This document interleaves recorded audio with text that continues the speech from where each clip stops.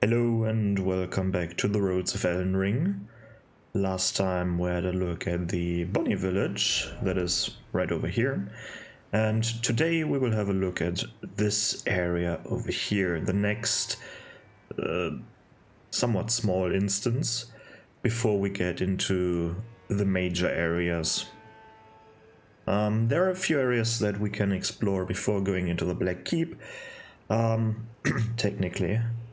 There would be this part down here is all accessible before the Black Keep by going through this small cave that is starting at this pond, and then you go through here. Then there's this whole dragon area that I haven't explored yet. I think we might do that next episode or the one after that, I don't know. And then there is this somewhat small red flower area left as well. But today, another somewhat smaller area with a few noteworthy things in here. First thing, this is one of two spots, I think two, known to me at least, where a great rune will shatter, where the game, or the in-game time, progresses. And that's fine, but doing that basically forwards the time a bit, the in-game storyline time, I guess, because it's not timed to like how long you are in the game, but on whether or not you are in a certain area or not. Right, so when we go over here,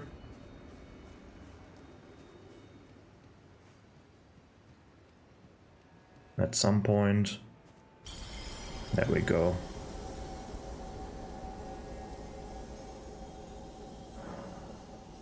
Somewhere a great rune has broken.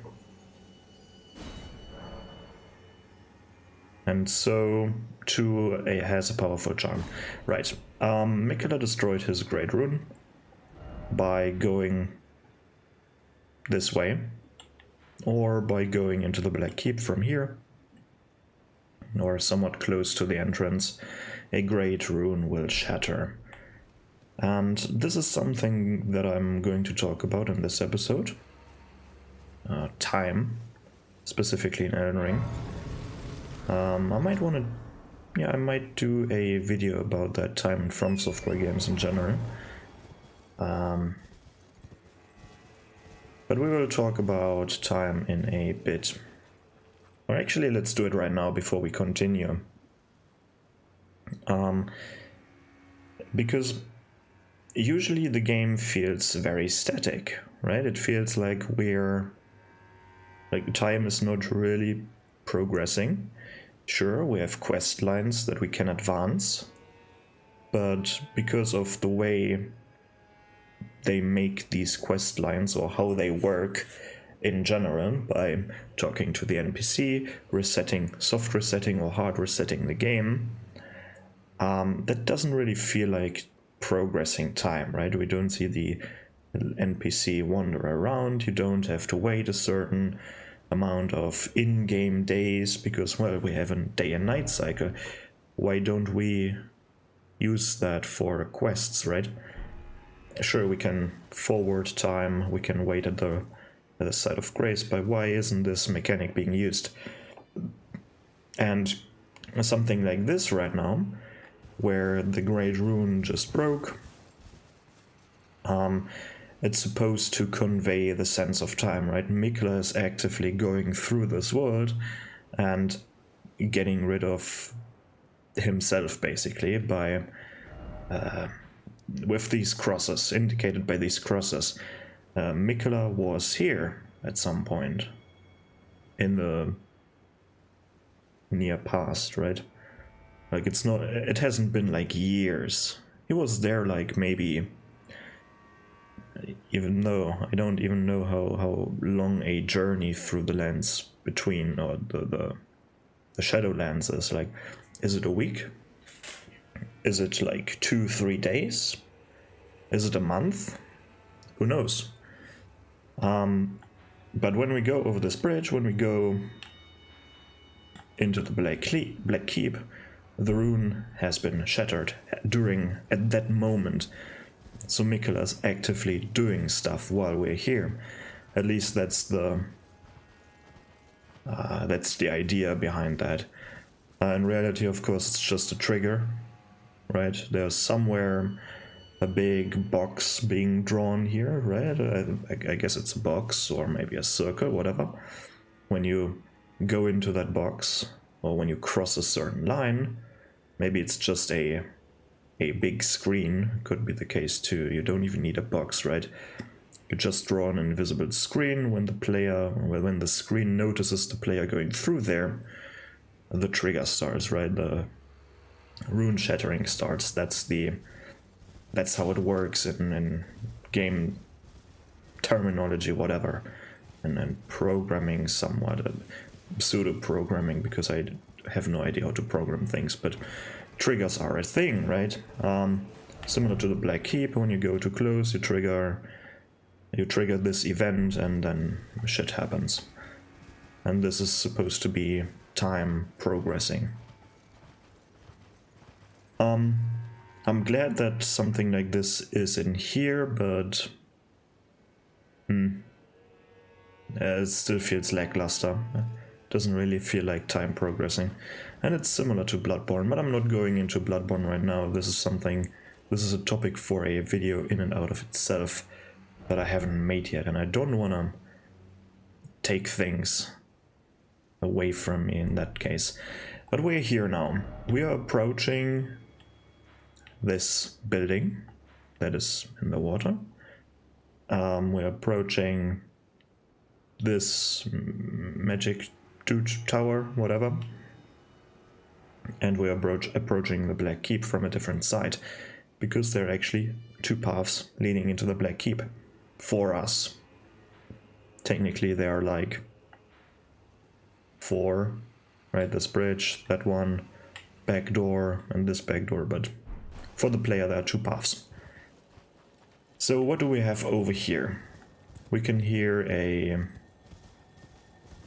thingy over here. Let's see what it is. Raging Beast, Ash of War. And we have a bunch of wolves.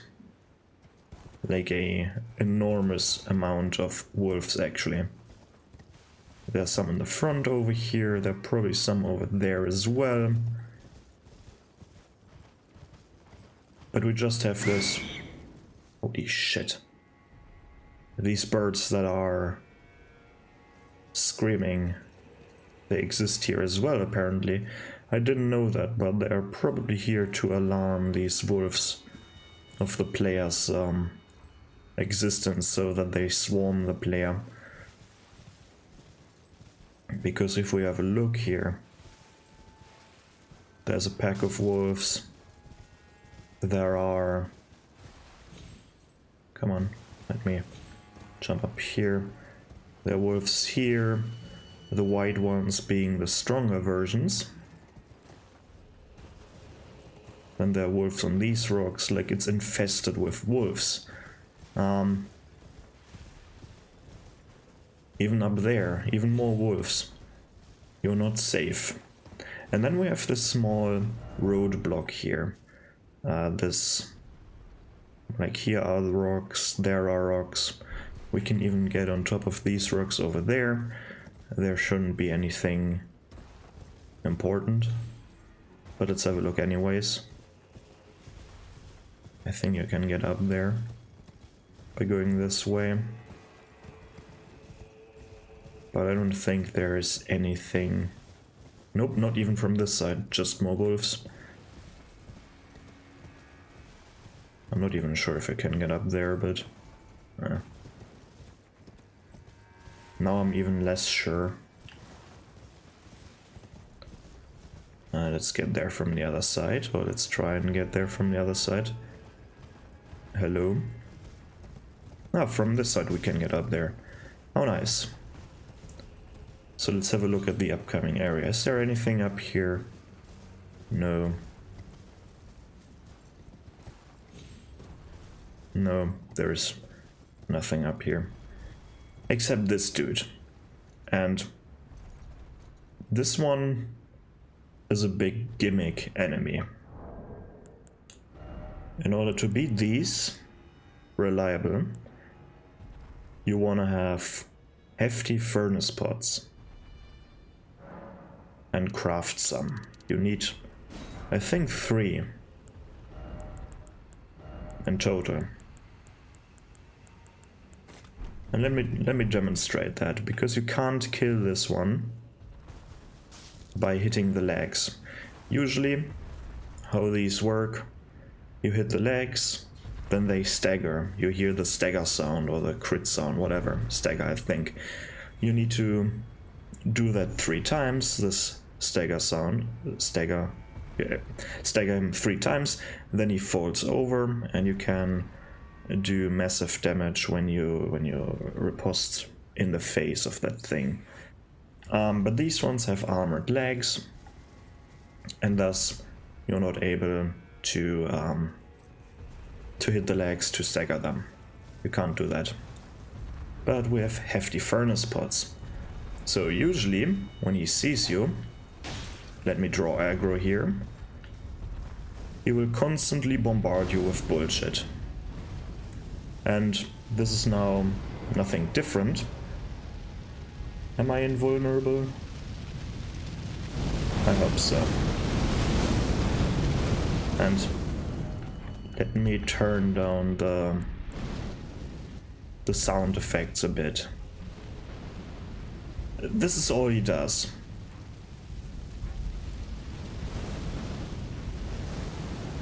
Like, he has a few different attacks, but this is the one that they constantly spam, these stupid furnace golems. And they deal an enormous amount of damage. And of course the flames are tracking, right? Because why not? So how does one beat these? You see the spirit spring over there? Jump up the spirit spring. Now, he still spams the stupid attack, but there's also a different attack that he can do. Let's see. Nope, he's doing the same thing over and over again. Let's see if we can trigger the different attack. It should happen if you stand close to the edge here. It's hard to see right now. No, he still spams. Whatever, what they can do is they can jump up and swipe at you with their arms. But what you need to do is throw a furnace pot, or hefty furnace pot, into the top over there. And it deals massive amounts of damage. And the third one will kill that one, if you actually hit. Oh, I hit him. Oh. Right. And that is basically how you kill these furnace golems. Now, you can see the problem with that, right? First of all, you have I think up to this point, the finite and fairly low amount of hefty furnace pots. Why is that? For the hefty furnace pots you need furnace visages, and as it says there, by obtained, exceedingly rare to find. I don't even know if you can farm them. I know that the furnace golems will drop them, and I know a certain area where there are lying around a lot of them. But, well, you need 3. I don't know if there is a recipe somewhere, or a bell bearing somewhere where you can buy them indefinitely or whatever. I have no idea. But this gimmick is the problem, really, right? with the furnace golem. It's not fun. They constantly bombard you with this firestorm attack. You can block it. I would advise you to use the... Where is it? I would advise you to use a shield with a very high fire resistance. For example, the fingerprint shield. Upgraded, it has a very high fire resistance. So does the visage shield, or I guess this one as well. You can even infuse the shield. For example, the fingerprint shield can be infused, or you can put an Ash of War in it and change the properties. And if you put a fire one in there, the fire resistance I think is at 100. And then you two-in the thing and block the shit out of these fireballs, and you might survive. That was my tactic, at least. Of course you can try and dodge them by running around, but then there is the splash damage and it's foggy now. Great. And it's not a great time. If they had a more diverse and more fun to play against moveset, things would be different, but up to this point I find them just irritating and boring to fight. Come on, let me jump up there. No, I don't. Right, and now it's foggy, which is counterproductive. Let's head back. The way up there is... Oh, no, we have good weather.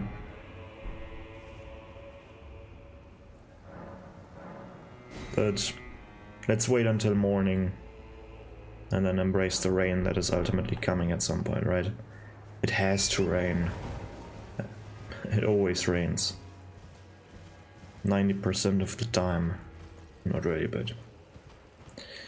So, okay, we got the wolves, then we got the furnace golem. What else? The screeching bird. That scared me again. I'm not ready for these jump scare birds.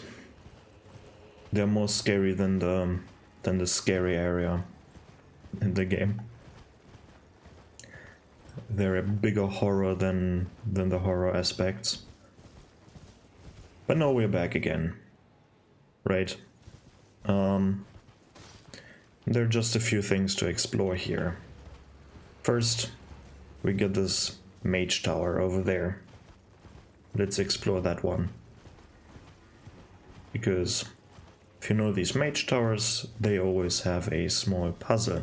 Where the fuck is the tower? Oh, it's further up. I was like, huh? Why is it gone now? Let's see, I even think there is a... If we go back, yeah. I think, can you see it from here? There should be, alongside this cliff, it's up there, right? Another pot with a bell bearing inside. So shoot that thing down, collect it from down there, and you have another bell bearing with another item that you can buy. I don't know which one this is. Oh, maybe it's the furnace visage. Probably not. But who knows? I certainly don't. I don't think there is anything in this corner. It's fairly barren right here. But let's have a look anyways. More wolves, how original. We're actually getting closer and closer to the shadow tree. Looking nice from here. What a unique angle. Huh. But yeah, wolves. Are there these all white wolves? Holy shit. That's brutal. If they would reward the player for beating them, that would be actually nice. But now we get another side of grace. Well, it's not very far away from the other one. Like, this is not a very difficult path or gauntlet, just wolves and a furnace excuse me, just wolves and a furnace golem. But with an open world like this, it's nice to have some checkpoints here and there, because right now we have 3 ways that we can go. We can explore the tower, we can go up here or inside there, and then we can go and have a look at the cathedral. And the cathedral, or church or whatever, looks always nice. And it's actually a nice area. Sadly not that much gameplay in there, but it's still a good area. But we will have a look at that in a short time. Now we want to explore this mage tower. Let's see, we have a spirit spring here. Actually, we don't. We need to find the activation device, basically. Again, if you have Moog's or Margaret's Shackle, you don't need to solve this puzzle. You can just use it somewhere over here, and the stone pile will disappear. But if we have a look inside,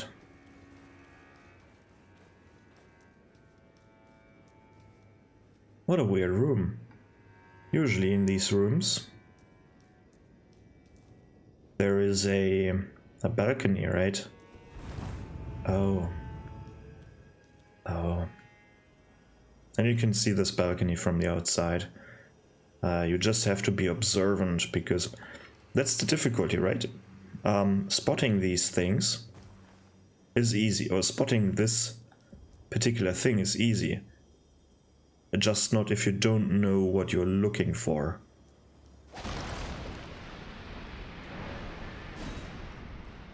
If you want to go further up, the elevator should be gone. But we can use the shortcut to get to the bottom again. And then use the spirit spring this way. It's one of the better puzzles, I would say, because it's fairly contained. You don't have to search a whole area. I'm talking about this whole area up here. Like, this is the worst puzzle in the entire game, right?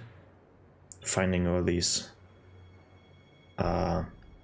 dogs, right? And here we get cannon, which is, I don't think that useful, because it's split damage. You have magical and physical damage in this with this cannon, making this very unviable for the majority of projectiles other than these great bolts. But then again, it's split damage. Like here, have lightning, there's magic, fire, where usually physical, physical doesn't have the explosion and the knockback, so you might want to use a... I guess the magic one is good in that regard, because you have the knockback. At least I think so, right? On the magical bolts, you also have the knockback, or the area of effect, whatever. But a nice small puzzle. I like that it's contained in the tower itself. I like that you don't have to scour this whole area for the solution. But now we have these woods with the cathedral left, and the second entrance to the Black Keep, plus a bit of open area. But let's have a look at the cathedral first. I'm not talking to the NPC in the cathedral, because I want to do the storyline in a separate video, when we have unlocked every area for the storyline. And we haven't done that so far, and I don't want to split it in between videos, so... But in these woods, we have marionettes. These marionettes are always not controlled, but if you see marionettes, they are of the magic type faction, like Carrion or like sorcerers. They're connected to sorcerers, right? And now we have this beauty. It's a similar, or actually the same, somewhat design to the cathedral that is up here, just not destroyed. Or maybe even a bit bigger. Looks quite big. But we have this nice... I really like this entrance. I really like having a mix out of water and man-made structures. Like especially... Like it's not nice having to wade through water. But maybe you have like a small stone path that you can take in order to not get wet. That would be nice. But yeah, we have this cathedral, but before we go inside, let's have a look around. Here, we of course have dogs. The cathedral even has a small outside area. In particular, a graveyard. How grim. You can see quite a lot from this position. But you could also see this building from fairly far away. Oh, and the tower is actually gone. How unfortunate. More marionettes on that side. And a weird finding. Another one of these duplication coffins. Or remains. Similar to the one that we found in the finger ruins here. How strange. But these are no finger ruins, right? Weird. Maybe we will find out what it has to do, or what all of that means once we do the quest line. But for now, we have no idea. Then we have one of these things that, I guess, collect starlight shards. Unfortunate that this is not a mechanic, that these don't respawn or start spawning during the night.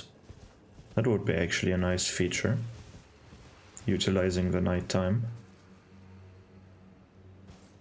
And I don't think there is any important thing out here. There are quite a few marionettes for there to be nothing, right? You would think that there is more. Is this a hidden entrance? No. I was kinda excited there right now, because I thought I would find something that I haven't found before, something new.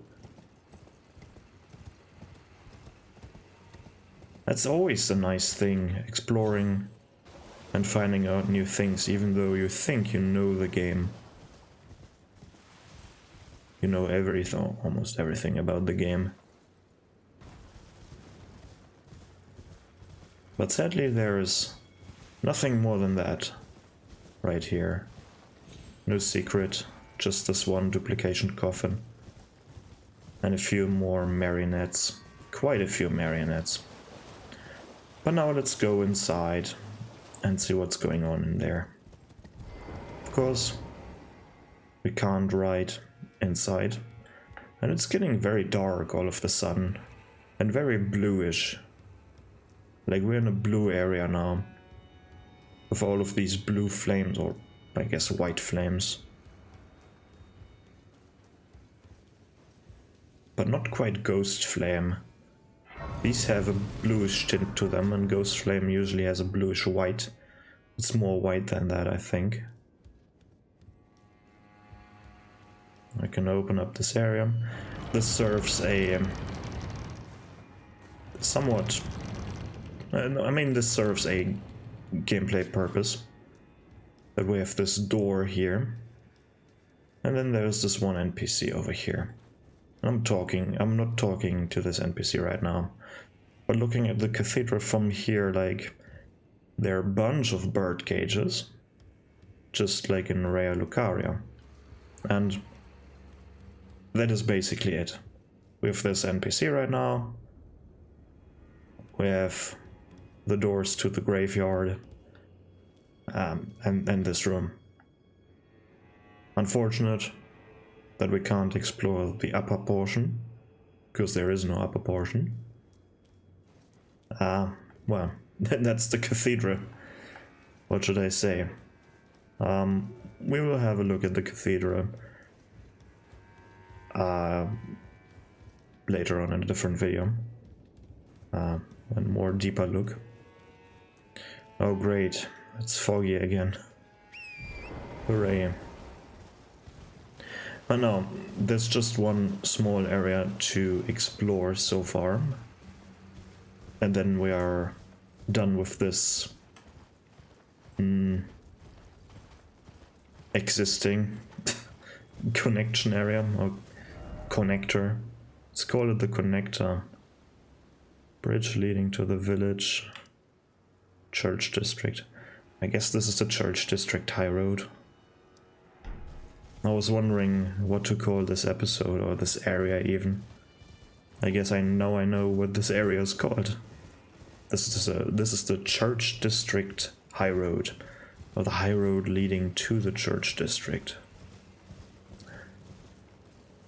And 90%, well, let's say 80% of all enemies in here are wolves. The other 18% or something are marionettes, and then there's one furnace golem. But well, that's not quite true, because up here we have a graveyard and there are undead as well. There are some skeletons rising up here at some point. Oh, there we even have some skeletons, how nice. And then there is an important NPC over here, which is another forager brute, giving us a few useless items and also a cookbook, right? I have gotten this, I have this cookbook already. That's why it's not popping up. But yeah, other than that, there's nothing here. If we have a look at the map, this is actually above the high road. We went up here. From here there is no entrance in the building, as we can see from this side. Oops. Ah, what is going on today? There. There's no entrance. Or maybe a hidden item? No, of course not. Luckily not. Because hidden items in locations like the furthest corner, they would be kinda ass. Oh, there we have the rain. I was wondering where the rain would come into play. But here we have the high road. And it leads into one side of the Black Keep. Which is kind of strange, this area. Like it's just a tunnel. A tunnel, keep in mind, without staircases. This is actually here to pull up carts, right? What the fuck was that? Ugh. But then here we have a staircase. Huh? Staircase and ramp. And apparently... Or was it here? Oh. Where's the black screen again?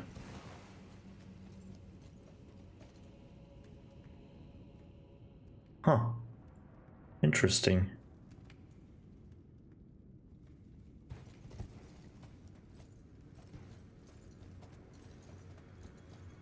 Why is it happening here? How is it happening? Oh, whatever. Whatever. Just a random ass black screen. But now we have this ramp to push up carts. Now we have a staircase again. I don't get it, right? That's the weird part. But now we are officially in the Black Keep. In the Church District, I guess. But we will have a look at this area in a different episode. I just wanted to activate that thing. Now I'm able to ride on Torrent again. And let's get out of here. Man, that black screen was weird. Oh. Still puzzled by it. Oh no, we have good weather. Isn't that nice? No, it's good weather again. And we have a bunch of wolves here to end the episode with. So, let's evaluate the... what was it called again? Church District Highroad from the Bonnie Village to either Cathedral of Manus Matter or the Church District of the Black Keep. Or Shadowkeep. I call it the Black Keep. I mean, it's black. Right now it's not really shadowy. I guess it's called the Shadowkeep. That doesn't matter. And there's the rain again. Hooray. So, how would I evaluate this? It's a fairly straightforward connector, right? Connecting different areas. It's not really one level. It's just in between thing of levels. And this connects the Bonnie Village to Cathedral of Manus Matter with the Rebeth's Rise just sitting around, and then the Black Keep or the Shadow Keep, whatever. And so it's connecting like 3 areas, technically 4, but it's absolutely horrendous. I feel like it's not really fun to go through here. You have an annoying furnace golem firing at you constantly with tracking fireballs that deal tremendous amounts of damage. And the main enemy that you will encounter are wolves. A lot of wolves. A lot of wolves.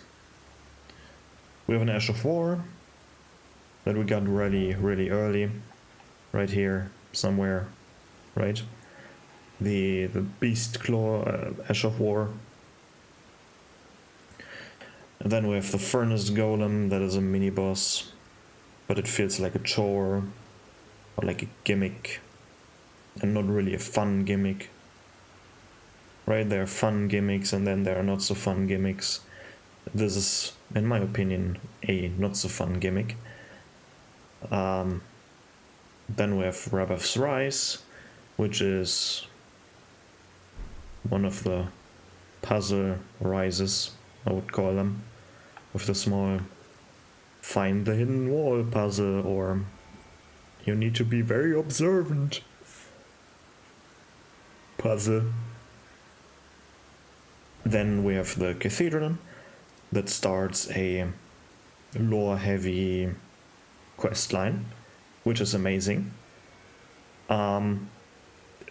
Unfortunate that the Cathedral hasn't more to offer in terms of complexity of the level itself. It's just a room, basically. And then we have the connector to the Church District right here, starting off a new level in this in that area, right? Oh, and I forgot, we have the Forager Brute that you don't want to miss, and on the cliff side one of the bell bearings hanging in a pot. But gameplay-wise, enemy-wise, gameplay-wise, I mean, it's kind of shit. Wolves, marionettes, some undead, and a furnace golem. Kind of weak. No new enemies, except the furnace golem, of course. The rise reward, Rebel's rise, the reward is okay, right?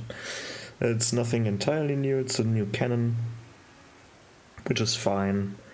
Fun for PvP, probably also PvE. I personally did not utilize it in PvE because, well, these things are heavy, you need to upgrade them, right? You need a certain build so that you can actually carry them. Even though you can dual wield and thus needing less strength, whatever. And they have no scaling, which is amazing, because it means you don't need to invest into stats. An Ash of War, which is, I guess, nice, but not that much rewards here either, which is good, because there's, like, why would you need a big reward if you're not really doing anything other than just walking and fighting a few minor enemies? Sadly, no secret entrance to a secret cave, or sadly, question mark, no entrance to a dungeon or something, right? But I guess it's just a random ass connector. It's kind of unfortunate that there are no new normal enemies or minor enemies. Like the wolves, for example. No new Shadowland exclusive enemies. But overall, I guess it's a mediocre at best connector area. The one up here, of course, the Scadu Altus, is it called? Scadu Altus. And the planes here are, in my opinion, much better connector areas. Granted, they have more surface area, so you can put more stuff into them. But even from a visual perspective, they look better, especially the planes over here, the graveside planes. I mean, it's the first thing that you're seeing when you enter this DLC, so it better look good, right? But the Scadu Altus still looked nice once you got out of cast lenses. But this area is like, it leads to exciting areas, right? What's in this cathedral? We're getting close to the Shadowkeep. Ooh. But the area itself over here is nothing we haven't seen before, right? It's we're fairly close to the Shadow Tree, wherever it is right now, even though we can't see it. Let's see if this gets rid of the fog. But other than that, So visually, you're getting closer to the major landmarks, which is amazing. But other than that, the level visuals themselves are not that appealing, right? Looks like wilderness with roads. That's it. Which is fine, I guess. You need to have these areas as well, otherwise, I mean, do you need them? What happens if everything looks amazing? Would that be bad? Possibly, possibly not. And I mean, you still have these grand structures, like these impossible high cliffs and such. It's not like it's just plainly boring, but at this point you're getting used to it, right? You're getting used to seeing amazingly fantastical looking things where this just looks boring in comparison.